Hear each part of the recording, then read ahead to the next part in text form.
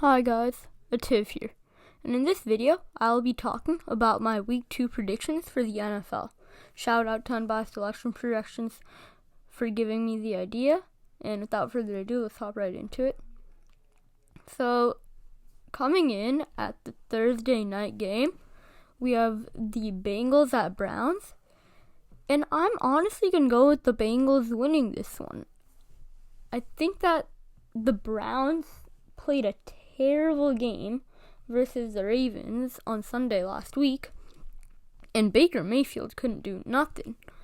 So I don't think that he'll be able to do much this week either. And with Jarvis Landry out, that's even worse for Baker Mayfield, because Jarvis Landry, Odell Beckham Jr., David Njoku, and Austin Hooper, and Nick Chubb, man, that's a team, are his main receivers. So, Baker Mayfield really can't get stuff going with that team, then I don't know what he can get stuff going with.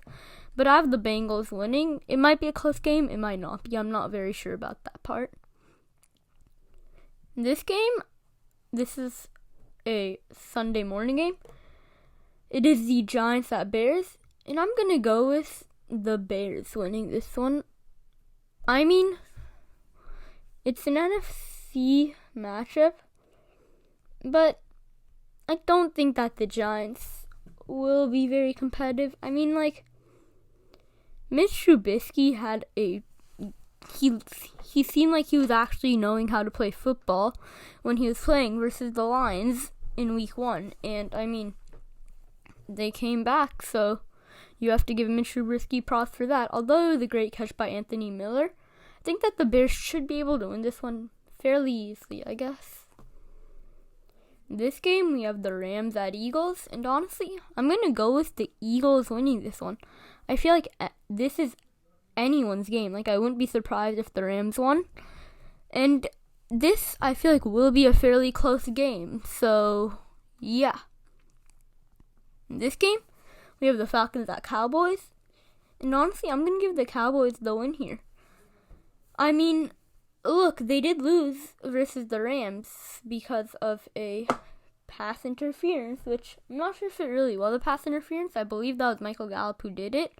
That would have been the game-winning touchdown, but they didn't get it. So, honestly, the Falcons had 3 receivers with over 100 yards last game, but, they lost badly to the Seahawks. So, well, maybe not badly, but, I should say badly, because in the first half, it was a pretty close game, but then after that, the Seahawks just took it away, so it wasn't a very good defensive game.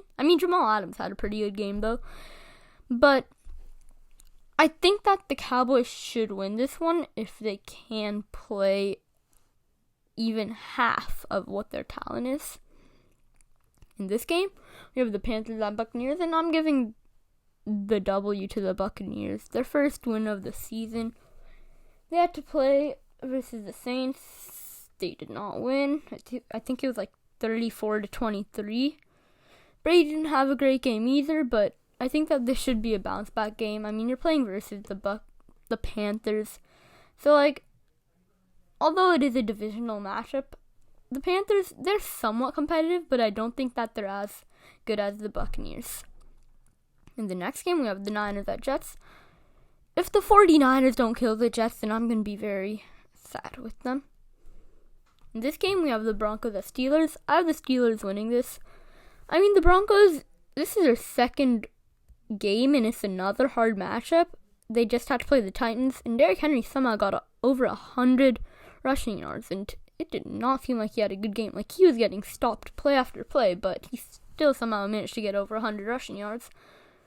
But, I don't think that the Broncos will be able to come close in this game. They did come close versus the Titans, but in this game, I think that the Steelers should take it away pretty easily, honestly. In this game, we have the Jaguars at Titans. I have the Titans winning this. I don't care that the Jaguars won versus the Colts. I think that it was honestly just a fluke. Or it was that Phillip Rivers, I feel like, will be Jameis Winston 2.0 this season, and I don't think that the Jaguars will have a great season. Look, Gardner Minshew, he had a really good game, don't get me wrong, but, the Colts were not it that game. In this game, we have the Lions at Packers. This is a rivalry game, but if Aaron Rodgers is looking like what he looked like in week 1, boy, oh boy, will the Packers be beating everyone. I have the Packers winning this one, though.